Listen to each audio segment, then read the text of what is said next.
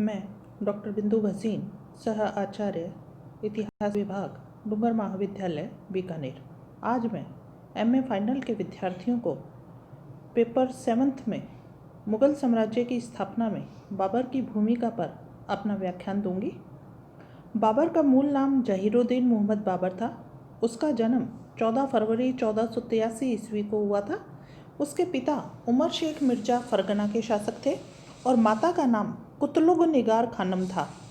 उसके पिता का तैमूर और माता का चंगेज खां के वंश से संबंध था। इस तरह कहा जा सकता है कि बाबर के रक्त में मंगोलों की क्रूरता और तुर्कों के साहस का सम्मिश्रण था। Doctor A.L. श्रीवास्तव वह एक अकाल प्रौढ़ बालक था तथा उसकी मानसिक शक्तियों का एक ऐसा सुंदर विकास हुआ था कि वह राजनीतिक घटनाओं के महत्व को आसानी से समझ लेता था और मानव चरित्र को सरलता से परख लेता था। अपने पिता की मृत्यु होने के बाद बाबर 12 वर्ष की आयु में गद्दी पर बैठा। 1497 ईस्वी में समरकंद पर उसने अधिकार किया था, किंतु बीमार पड़ते ही सरगना और समरकंद उसके हाथ से निकल गए। अतः 1497 ईस्वी से 1504 ईस्वी तक बाबर को निर्वासित जीवन व्यतीत करना पड़ा था। अंत में वह निराश होकर काबुल चला गया। बाबर ने अपनी आत्मकथा बाबरनामा में लिखा है कि दूसरी रबी यानी अक्टूबर 1504 ईस्वी के अंतिम 10 दिनों में बिना किसी लड़ाई, बिना किसी प्रयत्न के मैंने काबुल और गजनी पर अधिकार किया। यह सब ईश्वर की देन थी। भारत पर आक्रमण की गाथाएं उसने दिखकाट नामक गांव की 111 वर्षीय महिला से सुनी थी, तो बाबर के मन में भारत पर आक्रमण करने की लालसा जाग उठी थी। भारत पर निर्णायक अभियान आरंभ करने से पूर्व बाबर ने भारत पर 5 अभियान किए थे और इन 5 अभियानों में उसने भारत की स्थिति को भली भांति जान लिया था। उसका सबसे पहला युद्ध, जो कि बहुत बड़े स्तर पर लड़ा गया था, वो था पानीपत का प्रथम युद्ध 21 अप्रैल 1526 ईस्वी। इस युद्ध के क्या कारण थे? बाबर की असीम महत्वाकांक्षाएं थी। बाबर अत्यंत महत्वाकांक्षी होने के कारण अपने राज्य का विस्तार करने के लिए दृढ़ प्रतिज्ञ भी था। Doctor A.L. श्रीवास्तव के अनुसार जब मध्य एशिया में बाबर को अपनी महत्वाकांक्षाएं मुरझाती हुई दिखाई दी थी, तब उसने अपने भाग्य की खोज का कार्य पश्चिमोत्तर में प्रारंभ किया था। रशब्रुक विलियम्स ने कहा है, सन 1514 से 25 ईस्वी के बीच बाबर को जो हिंदुस्तान में कामयाबी मिली, वे हिंदुस्तान पर आक्रमण के लिए प्रेरणा स्रोत है। इस अवधि के दौरान बाबर को मुस्तफ़ा, उस्ताद अली जैसे तोपची मिले, जिनके सहयोग से उसने एक शक्तिशाली तोपखाने का निर्माण किया और उसका सर्वप्रथम प्रयोग पानीपत की प्रथम लड़ाई में उसने किया। भारत के धन को लूटना भी पानीपत के प्रथम युद्ध का एक कारण बना। भारत की अतुल धन संपत्ति से बाबर भली भांति परिचित था। उसने बाबरनामा में लिखा है कि हिंदुस्तान एक बड़ा विशाल देश है। इसके अतिरिक्त विशेष बात यह है कि यहाँ पर जो विपुल स्वर्ण है वो सिक्कों के रूप में मिलता है। अतः इस असीम धन संपत्ति को प्राप्त करने की लालसा ने बाबर को भारत पर आक्रमण करने के लिए प्रोत्साहित किया। भारत की दुर्बल राजनीतिक स्थिति भी बाबर को भारत पर आक्रमण करने के लिए प्रेरित करती रही। कहते हैं कि भारत में बाबर के आक्रमण से पूर्व राजनीतिक एकता और स्थिरता का अभाव था।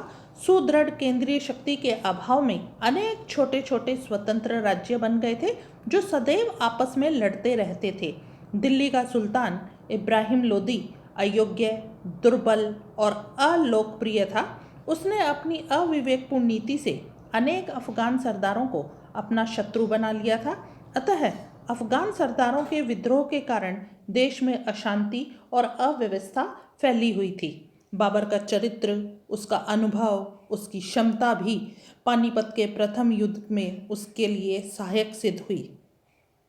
उसे मंगोलों, ईरानियों, अफगानों आदि से निरंतर युद्ध करते रहने के कारण सैन्य संचालन और नवीन युद्ध प्रणालियों का अच्छा अनुभव प्राप्त हो गया था।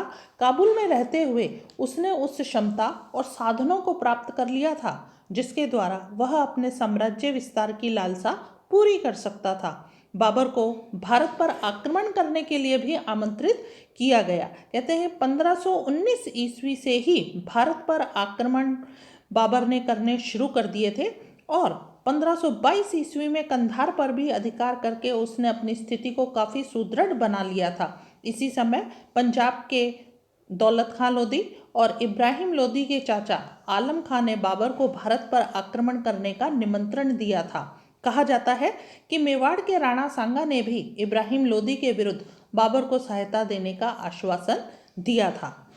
जब इतने कारण हो गए कि भारत पर आक्रमण करने के, तो उसने अब अपना नेक्स्ट जो कहते हैं कदम बढ़ाया पंजाब पर अधिकार। जब बाबर 16 दिसंबर 1525 ईस्वी को सियालकोट की ओर बढ़ा और उसकी सेना के अग्रिम दस्ते ने तेजी से लाहौर की ओर कूच किया, तो दौलत खां और गाजी खां, जो कि पंजाब विजय के सपने संजो रहे थे, मिलावत के दुर्ग में भाग गए थे।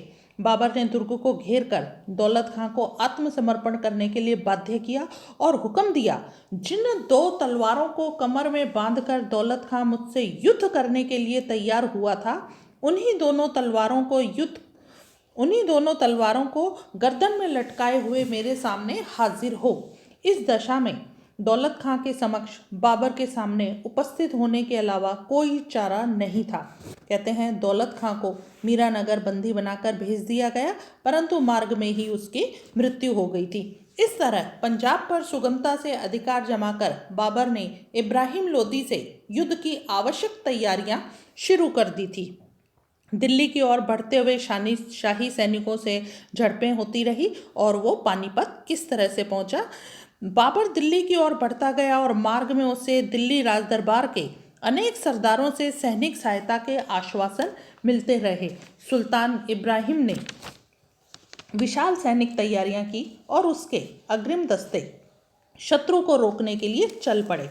26 फरवरी 1526 ईस्वी को शहजादा हुमायूं ने पहली बार शाही सेना के अग्रभाग से सफल मोर्चा लिया और हमीद खां जैसे अनुभवी सेनानायक को परास्त कर सैकड़ों अफगानों को बंदी भी बना लिया। शत्रु की भागती हुई सेना का पीछा करने वाले मुगल सैनिकों ने हिसार, फिरोजा पर अधिकार किया। इसके बाद बाबर शाहाबाद पहुंचा और फिर यमुना के तट पर। इसके बाद उसने सरसावा में पड़ाव डाला। वहां उसे यह खुफिया सूचना प्राप्त हुई कि हातिम खां लोधी और दाऊद खां लोधी लगभग 5-6 हजार सवारों के साथ यमुना के उस ओर सुल्तान इब्राहिम के शिविर से 3 या 4 कोस आगे पड़ाव डाले हुए हैं। बाबर ने तुरंत 1 अप्रैल 1526 ईस्वी को अपने कुछ सरदारों को आगे बढ़ने का आदेश दिया था और एक सैनिक टुकड़ी अगले ही दिन आक्रमण करके हातिम खां को उन्होंने मौत के घाट उतार दिया और दाऊद खां को जान बचाकर भागना पड़ा। इस पराजय से लोधी सैनिकों में भय और आतंक छा गया। बाबर समुचित सैनिक व्यवस्था और व्यूह रचना करने के उपरांत सरसावा से आगे बढ़ा और कहते हैं कि 12 अप्रैल 1526 ईस्वी को पानीपत के मैदान में जा पहुंचा।